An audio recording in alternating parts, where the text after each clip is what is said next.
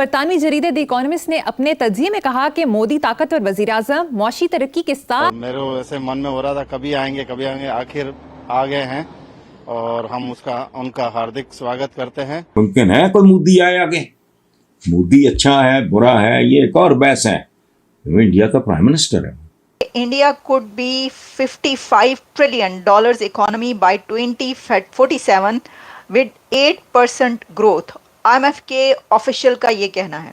लेकिन अब जो है ये पता चल रहा है कि IMF के साथ हमारे मामलात हैं ही नहीं। मतलब ये नहीं कि अच्छे हैं बुरे हैं, वो असल में कहीं हैं ही नहीं, इस वक्त वो खला में है।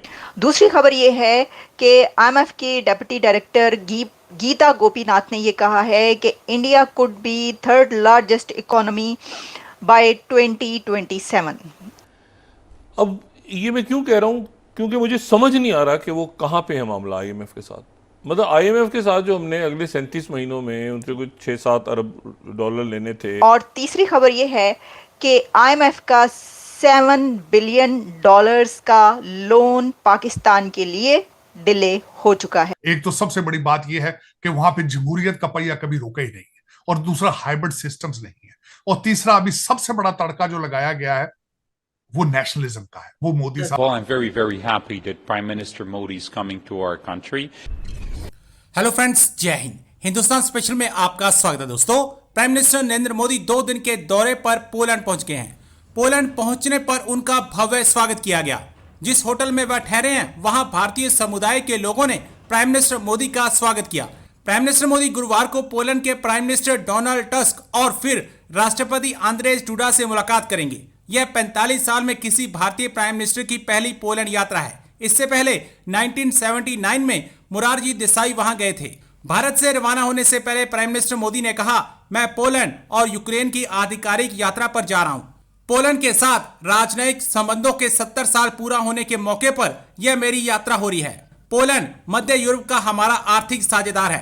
पोलैंड के बाद प्राइम मिनिस्टर 23 अगस्त को ट्रेन से यूक्रेन पहुंचेंगे। इस यात्रा पर उन्होंने कहा कि वह शांति से जंग के समाधान पर राष्ट्रपति जेलेंस्की के साथ अपने विचार साझा करने के लिए उत्सुक हैं।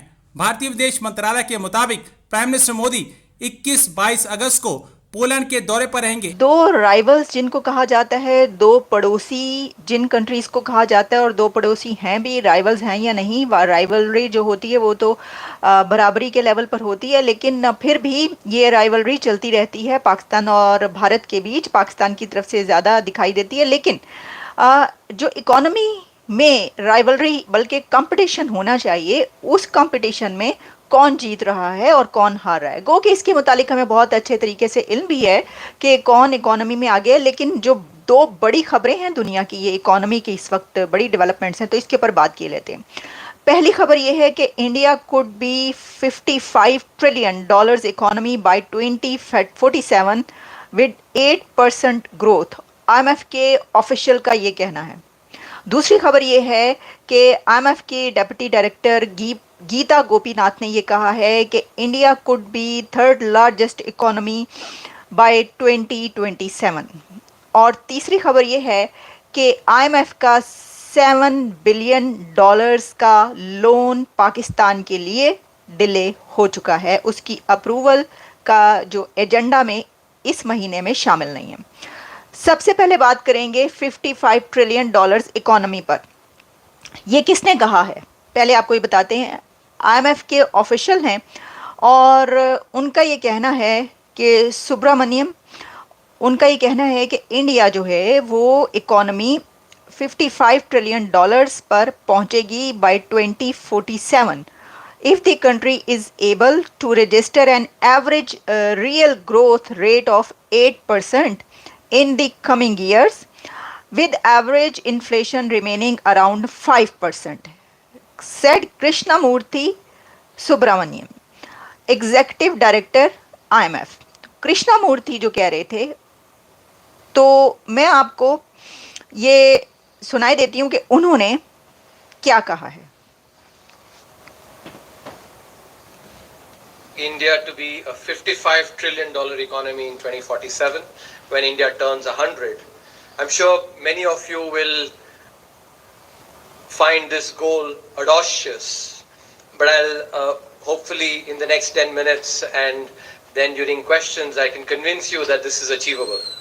This is achievable. उन्होंने कहा कि क्योंकि ठीक है ना, इसके ऊपर सवाल हम कर सकते हैं कि क्या ऐसा है या नहीं है, ये मुश्किल काम है बहुत, लेकिन इसके ऊपर कृष्णमूर्ति ने जो कुछ एग्जांपल्स दी उसके अंदर उनका ये कहना था कि जब हम कुछ कंट्रीज़ की एग्जांपल देखते हैं तो उसमें जापान 1970s में उनकी जो इकॉनमी थी, तो अगले जब 2 डेकेड्स में हम देखते हैं तो जापान की इकॉनमी 25% ग्रो करती है, और 25% ग्रोथ के साथ वो उस लेवल पर पहुंच जाती है जहां पर ये कहा जाता है कि ये अचीव करना बड़ा मुश्किल था। एक उन्होंने जापान की एग्जांपल दी, फिर उन्होंने दूसरी एग्जांपल चाइना की दी। उन्होंने कहा कि 1990s में चाइना की जो इकॉनमी थी, तो अगले कुछ डिकेड्स में हमने ये देखा कि वो 22% की ग्रोथ के साथ वहाँ पर पहुँच गई, जिसके बारे में कहा जाता था कि ये अचीवेबल नहीं है। फिर उन्होंने थर्ड एग्जांपल इंडिया की दी।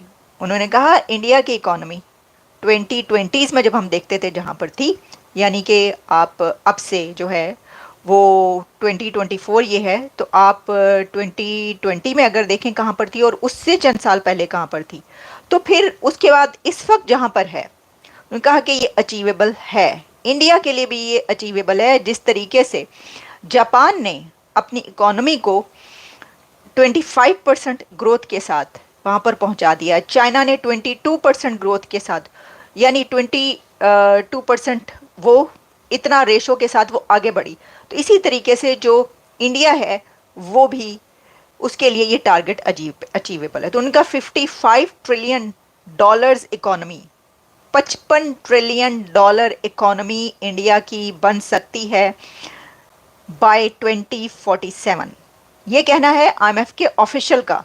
और उन्होंने, जैसे मैंने आपको बताया कि फैक्ट्स एंड फिगर्स के साथ ये वाली बात बताई है। लेकिन हम 2047 तक क्यों रहे, हम ज़रा उससे पहले आ जाते हैं।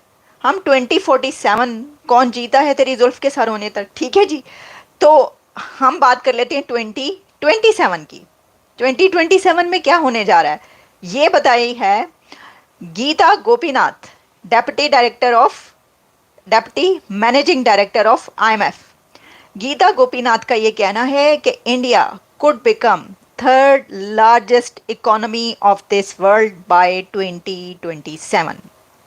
2027 में भारत तीसरी बड़ी इकोनॉमी बन सकता है दुनिया की, और उनका भी कहना है कि ये अचीवेबल है ये टारगेट। गीता गोपीनाथ इंटरव्यू दे रही थी इंडिया टुडे को, जिसमें उन्होंने ये सब बातें की। इसके ऊपर उन्होंने बड़ी डिटेल में गुफ्तगू फरमाई है।